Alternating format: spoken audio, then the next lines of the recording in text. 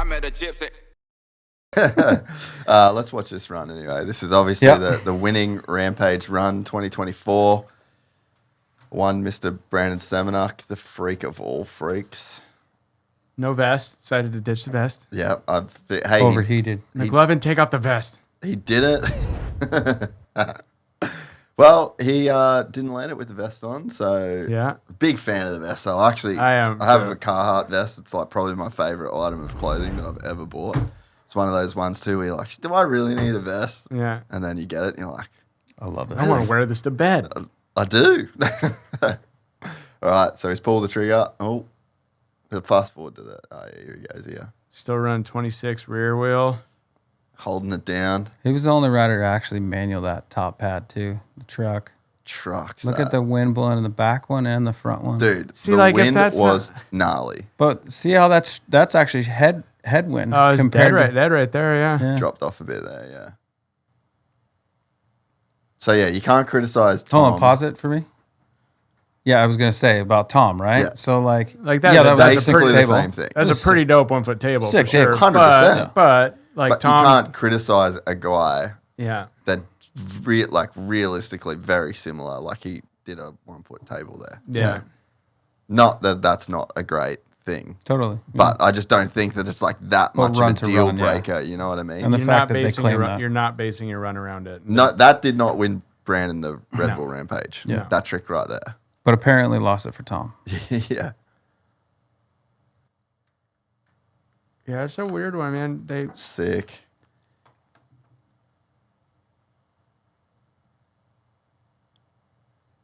Yeah, look at the windsocks. He looks everywhere. so good riding it too, though. Like as Yeah, much as I wind was don't think down. that like the line score should have been capable of the win, this one he rode this so damn well. Like That's epic. everything looks so like stylish, perfect, flowy. And this is his only like hesitation, but with good reason.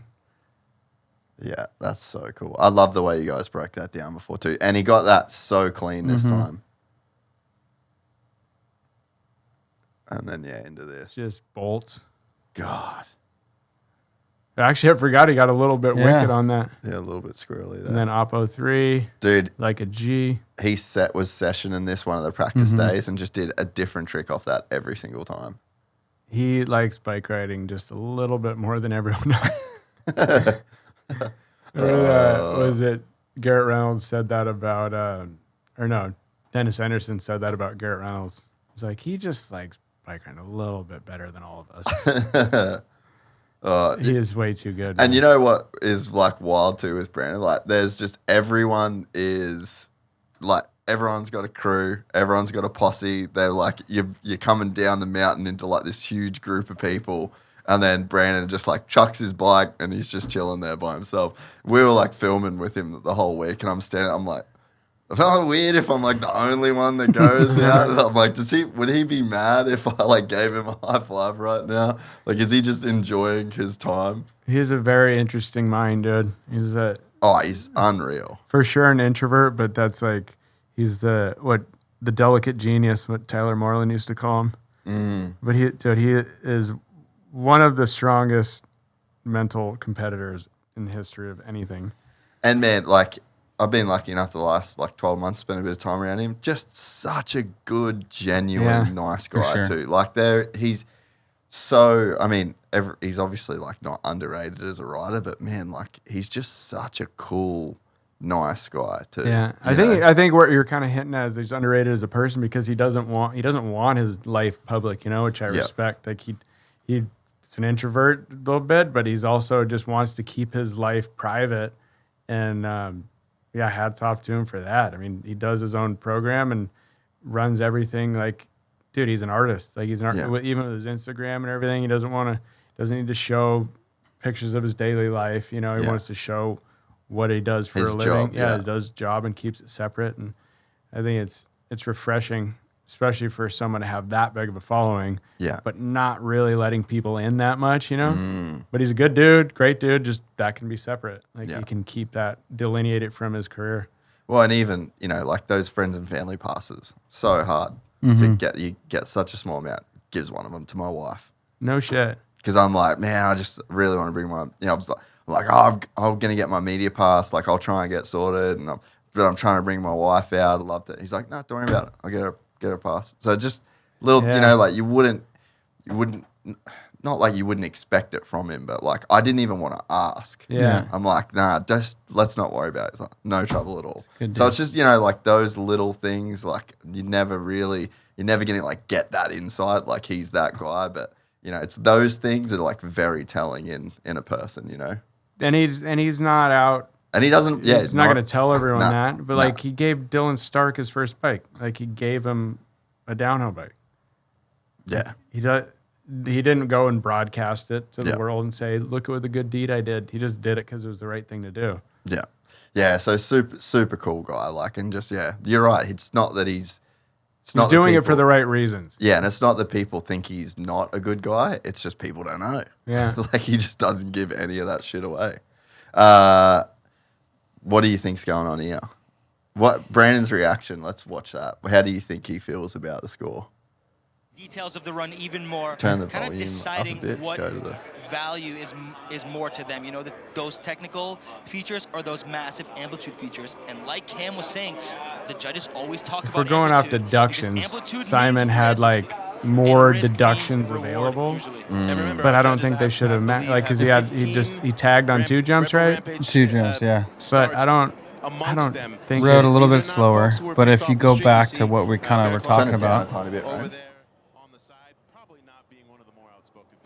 with what we were kind of talking about like the GYPSY line choice, like line judging, right?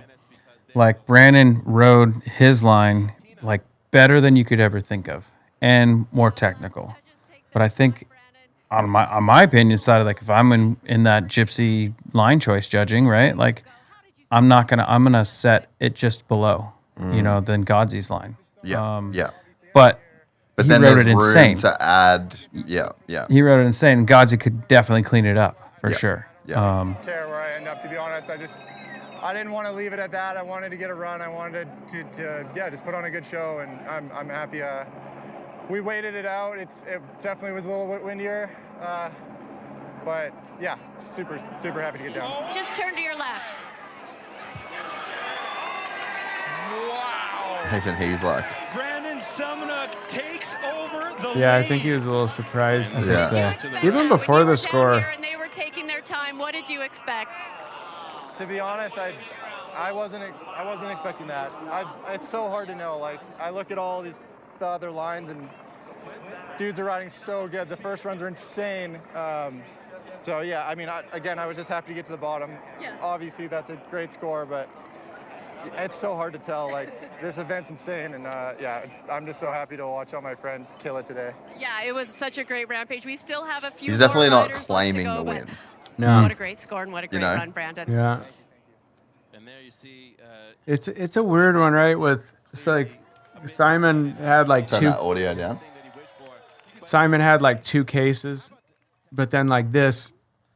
That's crazy. So Lance gets a little squirrely, rides out. Okay, that's all.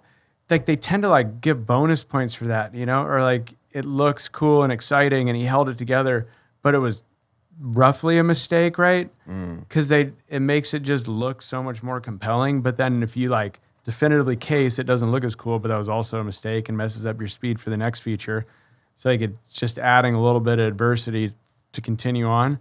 But they tend to score squirreliness or like getting on the edge pretty high. But if it's a definitive mistake, it's like it's just deducted horribly, But they did not really in Simon's case. I guess maybe I'd love to hear what they said about why Simon, if he could have done better, why Brandon beat him, or if it was even based on deductions of that. Yeah. What if you had, your line judging, right? Right. You have it beforehand.